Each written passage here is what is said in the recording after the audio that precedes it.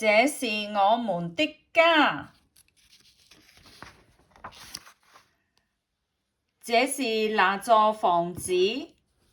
很久以前，外公外婆拎着兩個箱子，從遙遠的地方來到這裡。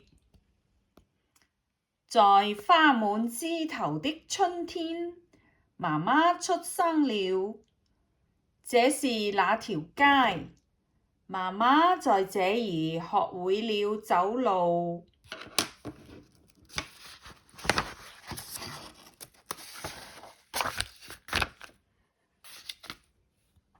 這是門前的台階，是媽媽跟她的弟弟們在暖洋洋的夏日玩耍的地方。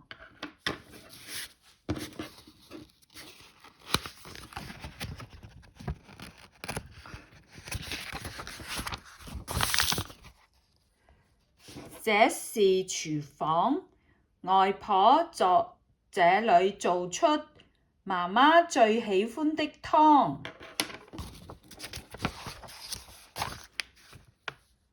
還是這個前門，媽媽帶着男朋友回來了，他就是我爸爸。還是這些台階，我們坐在這兒享受秋天的陽光。